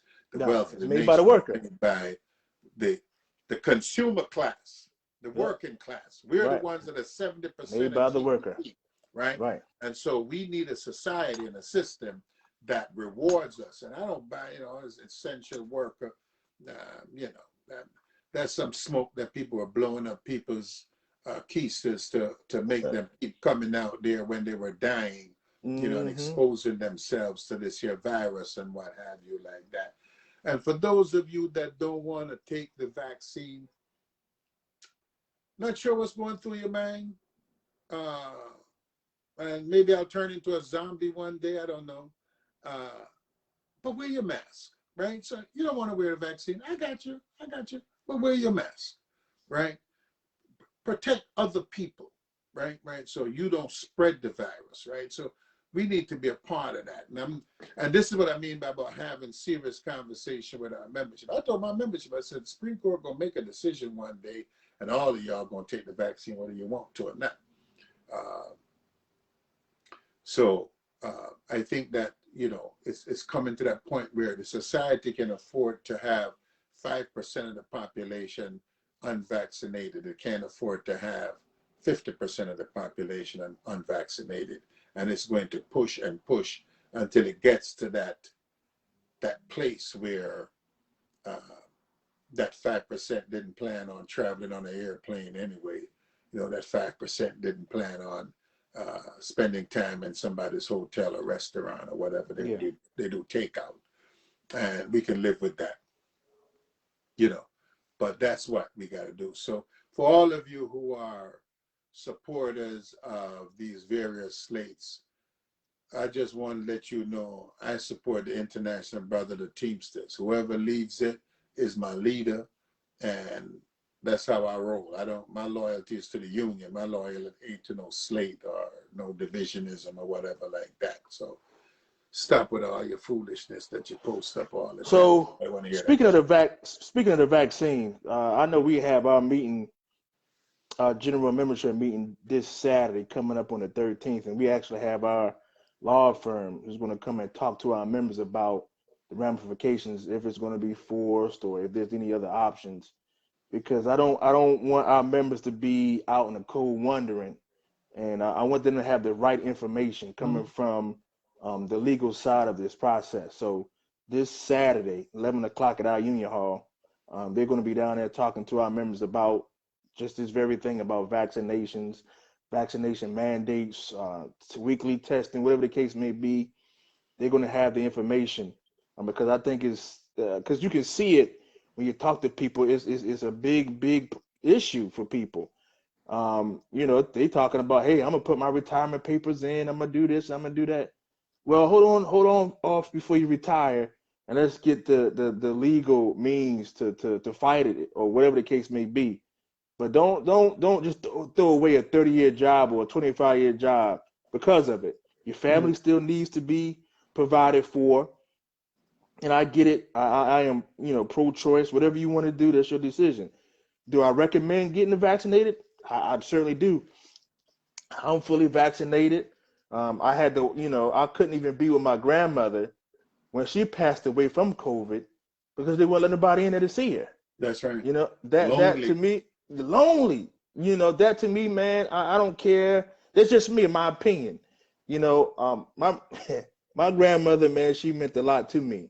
And for me not to be able to just to hold her one more time, oh man, hug her one more time, tell her I love her one more time, kiss her and tell her, hey, I'll see you on the other side one more time, that bothered me.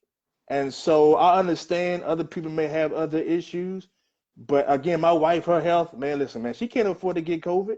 If she get COVID, there is no coming back for her. It's over. I got to do the right thing. And we around everybody all day long, thousands of people. We walk through the buildings and we see this, and I don't want to come back home, bring it to her and she die. I wouldn't be able to live with myself if that would have happened. Yeah, So, yeah. I had my reasons for it getting. Now, if you don't want to get it, that's fine. That's your choice. Where I you at? believe in your choice. Yeah, where you at? But, I don't think anybody should be forced to. I will say that. I don't think that's right. But again, that's way above. That's way above me and my level. That's the way above me. But also like something else you're doing, which is with that retirement planning thing that Yeah, you put yeah, together. I'm going yeah. to steal that from you Okay. and do that at 808. Start to talk to some of these guys about, because I think sometimes we wait till they get older to start talking to them about retirement when it's actually too late. We need to talk to them Talk about it now. when they're Yeah, I got 35. some. Yeah, I got some members, man. They thinking about it, and so we wanted to do something where they can come out and get the real information. This is not something that's coming from this person. This is coming from the people who specialize in retirement. Who's going to handle your retirement? And whether you want to retire next year or you want to wait 2 or 3 years, how much your pension is going to be. So we try our best, man, here at 623 to just to give our members the opportunity to win in every walk of life, whether it's retirement, fighting a company, whatever the case may be, we try to put our members in position to win.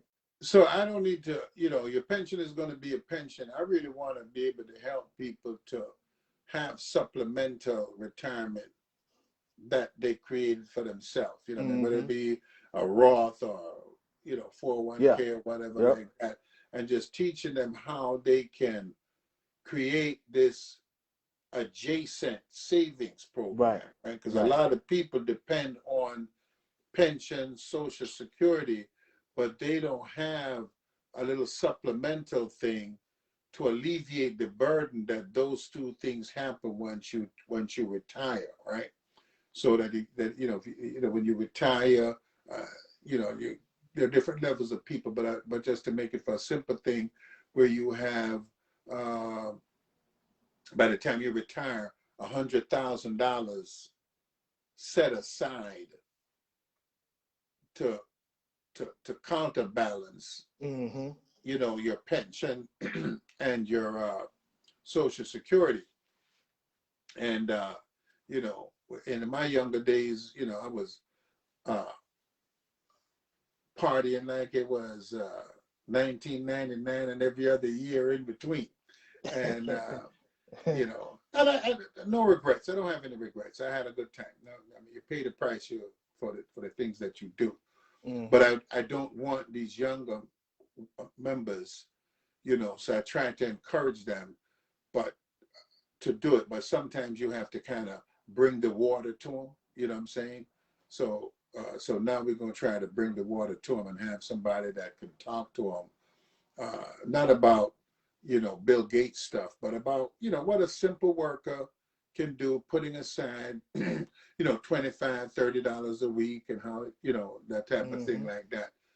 So we're gonna do that because I think that's important, because the pension gonna be whatever it is. Yeah, I think, like we talk about a lot on this show, especially today, I think unions, labor movement has to be more involved in what's going on in our members' lives, not just about contracts or grievances. It has to be more involved.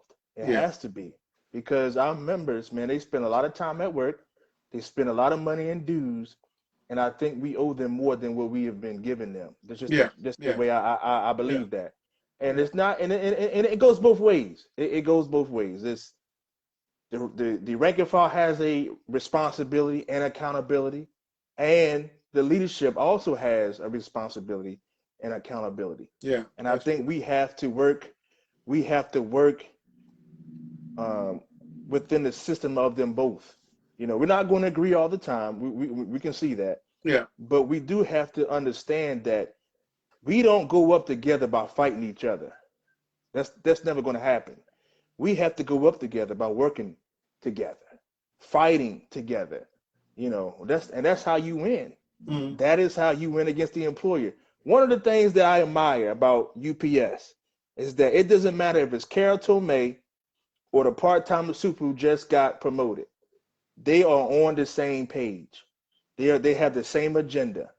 Whether it's a 30-year worker or a 30-day worker, they treat both of them the same. You know, they are going to try to maximize their profit by, you know, taking advantage of the working class. They know that. You don't see them online squabbling. You don't see them backbiting. You don't see them tearing each other down because they know the most important thing is the stockholder.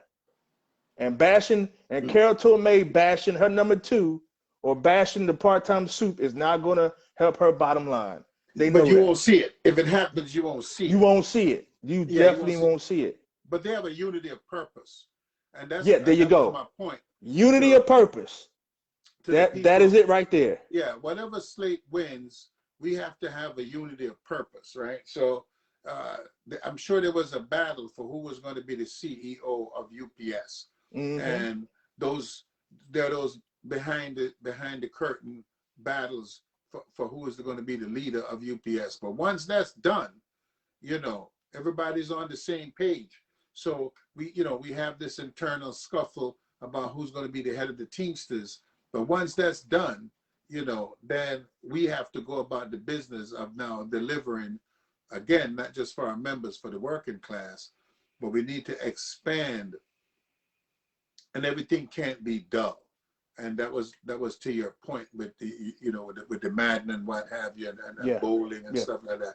Some things just have to be fun, and we have to be fun. Yeah. And once you have some fun, then you can go do some other things. But you got to have some fun sometimes, you know. And you know, like I took some members down to DC for a demo, right? And on the way back, I'm saying, yo, let's stop in Baltimore and have some crab, right? Now, you're talking about the most painful thing to eat is crab, right? Got to mash them, and pick and carry on. But, you know, we had a good time. We sat down, we talked about the rally, what we thought, and so, you know, we did that, but we still had a good time. And I think you got to get these people who are not participants, because they're doing stuff. Those people that's not coming to the hall, they're going to church. They're going to their kids' sporting events, their daughters' recitals. They're going to all different types of things, totally outside the union. So, you know, there was something that said that if the mountain won't come to Muhammad, then Muhammad got to go to the mountain, or the other way around, however that one works. But if they won't come to you, then you got to go to them. You got to go to them. Yes. Have this engagement. And then they're going to see that, hey, you took the time to come and see me. Let me tell you something, you know, like I saved my members' numbers in my phone. So like when they call me, I'll be like, hey, Roger, how you doing?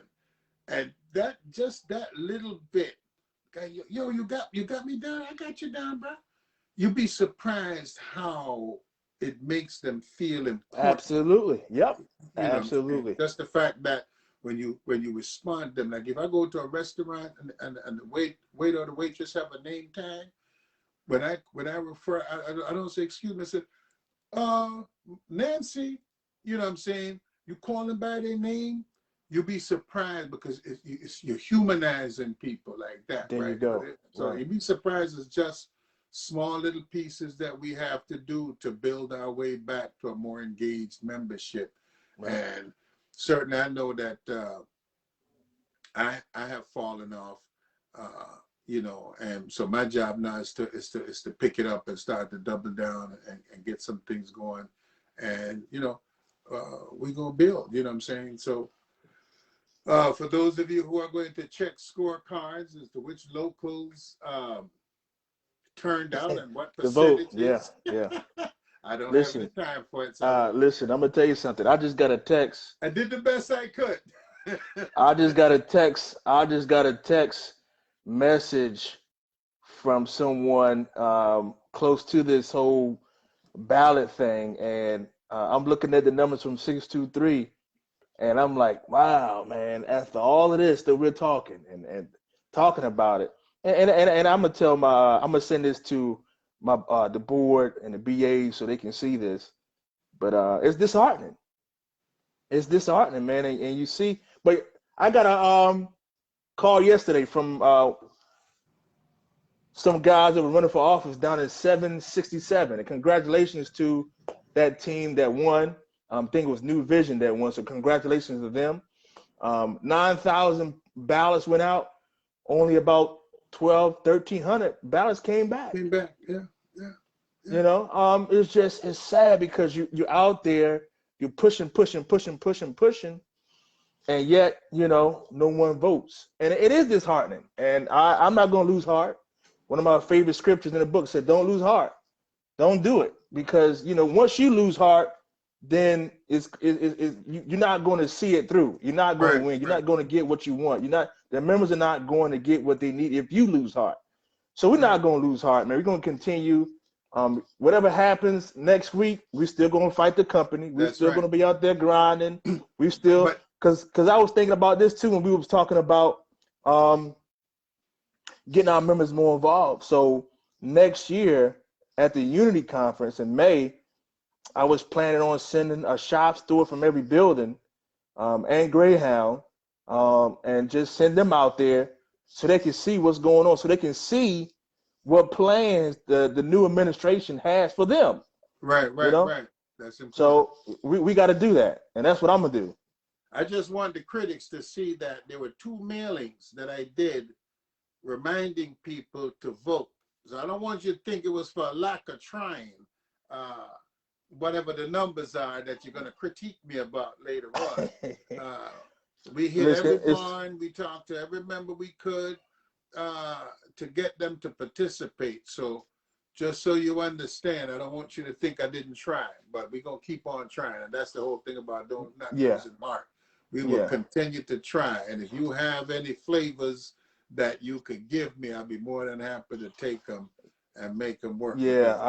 Chris, no matter what we do, somebody gonna find fault in it. It's just human nature. It's just part of life.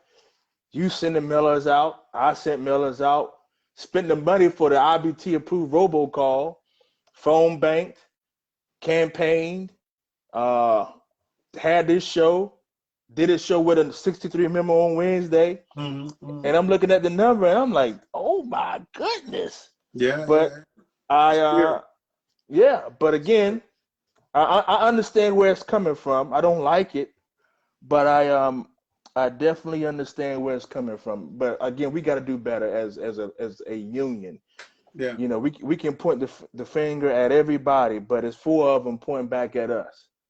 And so we have to change the culture. We really do. To me, that's the biggest thing. We have to change the culture of the Teamsters.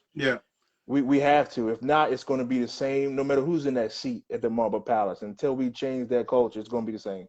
Yeah. But let me just touch on one thing, because somebody, yes, $15 an hour minimum wage across the board certainly is better than what we have right now. There's no disputing that.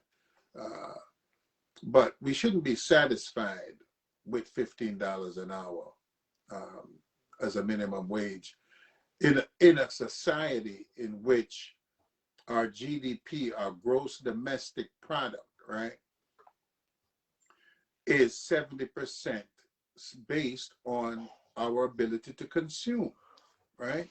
So yes, $15 an hour is better, but when 70% of GDP, which is how they value, they no longer use the gold as the standard to value currency.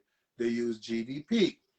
So that if GDP is 70% consumer, then you want the consumer to have more and more money, right? Because a person making $15 an hour is spending at that level. And if you made them $25 an hour, they would be spending at that level too. So that means that their consumption would go up, right? But hopefully their consumption would go up, but they'd still be able to save a little bit, which is what you want them to be able to do. You want them to be able to consume and save.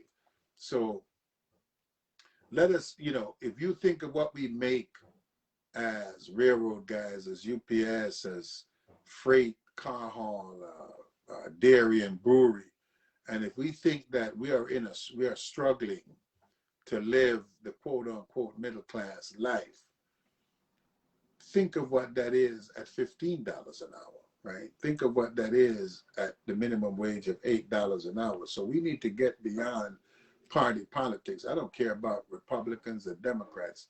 Both of them are owned by the ruling elite. I care about programs and what you stand Yeah. for, Yeah. right? So I don't care this or that. What do we stand for? And I'll vote for whoever stands for the right things for the working class. That's why I embrace this uh, budget reconciliation thing that Biden was trying to move a $3 trillion thing that's now been whittled down to 1 point something trillion.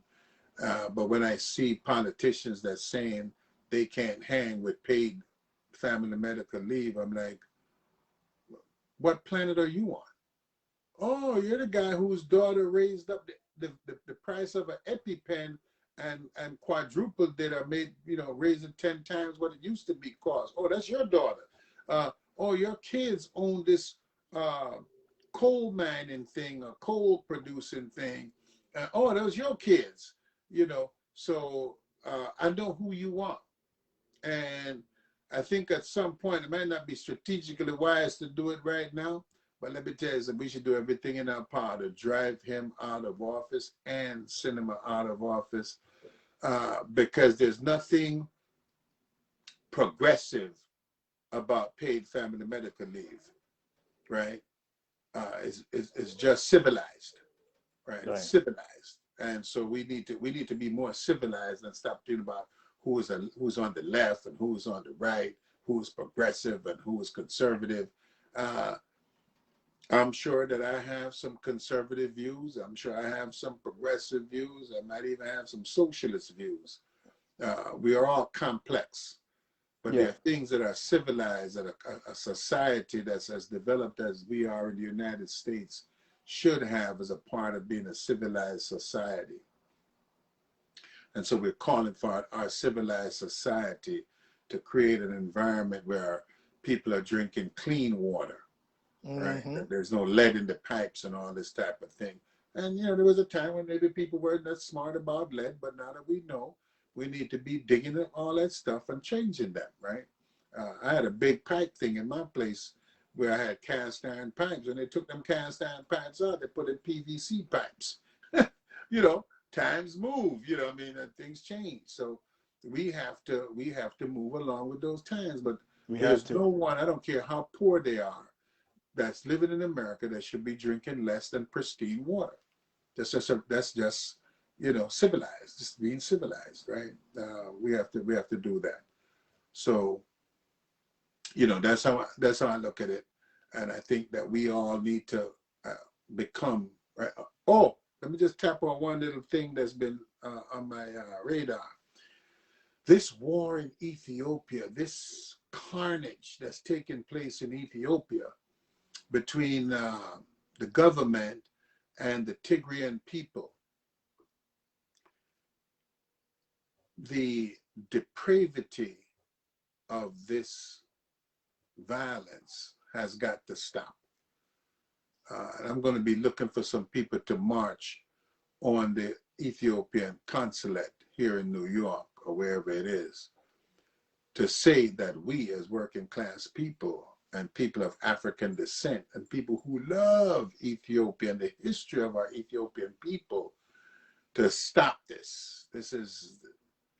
There's a point where any dispute has gone too far, and this has gone too far. It needs to stop. People need to look into what's going on in Ethiopia and the carnage that's taking place amongst the destruction of the Tigrayan people's life, and it needs to stop. This is a man that won the Nobel Peace Prize for some other situation he had with, I don't know what was the Eritreans or with Somalia. I'm not sure who he got it for, but if you can do it for them, then you could do it with your own people and to create peace, because the Tigrayan people are as Ethiopian as the Oromo or any other people that's in Ethiopia, and it needs to stop. And I needed to just speak on that in this forum, and hopefully people here are going to go and look into it. So those of you that's on Twitter or whatnot, tweet that embassy. the Ethiopian embassy and tell them to stop the war on the Tigrayan people. Peace is better than war. Oh yeah, absolutely, definitely. Peace always been better. Yeah. Always will be better. So, brother Chris, we got 4 minutes left. I want you to go out there and celebrate your birthday. Yeah, After yeah, this, yeah. you deserve it. Again, man, almost half of your life, you've been in Yeah, office, yeah. man. That's saying something about you as a leader, a person who always been there for your members, and I admire you. Yeah. And hopefully, one of these days, I'll be I think mentioned in the same breath as a great leader like you. So we'll see. yeah, I I got a was long way to 34. go. Yeah, I was 34 years old when they elected me. Whew. November 1980, November of 1989, and then I took office 89. January of 1990. Were you born yet? I And, was I was 9 years old in right, '89. right, right. And Woo. you know, I was 34 years old, and you know, just this is what I do. I don't, like I said, I don't fish. I don't play golf. I Right. don't even bowl. Uh, Right. but you know, the history of our people and the work of the labor movement is what moves me. That's it's my job, and it's my uh, what they call when you have You call it. my calling. It's just what I Yeah. do. I don't do Yeah. nothing else. You know what I'm saying? Yeah. I love to teach the history of the labor movement. I love to teach the history of the people of the African world. You know what I'm saying? And how that interacted with the rest of the world, because it's not, you know, the African world has always been a part of the rest of the world. You know, they talk about, you know, in America, this whole issue about critical race theory and what have you like that. Well, you know, America has some rotten history, and you can hide it, but every time you step in that room and smell that funk, you know, it's because you won't clean up, right? Right. So Right. I think it's time in 2021 for America to clean up. You know, we need to call Stanley Steamer and clean up and recognize that we are a country that's built on a lot of death and devastation, and we should not hide from it because it's real. It And is. It is. we get better when we confess our sins, right? And this country has a lot of sins. That is the atrocities against the people of African descent, the atrocities against Native people here, the atrocities against Jews. When we locked them out from coming here during the Second World War, so we have a lot of the atrocities against the Japanese citizens here, the way we treated the Irish here at a point. They like to forget, but you know, those of us who do our little studies, we know what those atrocities were. Fortunately, some can buy into being white, some of us can't. Um, but we should all buy into humans and Yeah. humanity. There you go. And certainly if America is to rise and become greater than it is currently, then it needs to clean house. It needs to have need some spray and some steaming and some cleaning and what have you, so we can move forward. And again, it's a part of the role that the union has to play in pushing our nation into a situation where, because, you know, one of the things that have killed a lot of movements in labor has been race, you know, in battles that have been fought. And, Yeah. you know, you know, when they talk about the scab and what have you, who's the scab? The scab is a guy you didn't want to hire years ago, and you colluded with the boss not to hire them. And then when you and the boss fell out, the boss went to the very people you colluded with him to keep out, and then those people took your job, and then now you mad at them. But you know, the scab just another guy looking for a job. Now he might be a I'm not saying this to make the scab into a nice guy, but we need to kill the environment that allows a scab to survive, which means that we open the doors in construction, in the movie industry, in the various sectors of our economy, to allow all peoples, Latinos, women, LGBTQ, all people to come in and to have a fair shot at making a decent living in this country. And if we do those things, then that's not fertile ground for the scab to survive, and the scab will die out. All right, good brother. Well, we're going to get out of here. And again, I appreciate you for your wisdom.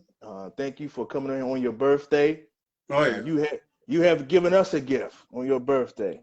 Thank you. So we're gonna do this again next Sunday. That should Yeah. be the last Sunday before they count the ballots, and then we could do it the following Sunday to talk about what do we see, the outcome, and see where we're going to be moving forward, and see if there are any surprises, or we'll talk about it all. Give a debrief on But the could I just election. say this? Mm-hmm. Whatever the outcome is, let us all celebrate the outcome. Yeah, I agree. Whoever wins, celebrate. Let us all celebrate the outcome, because that was the will of the those people who chose to participate.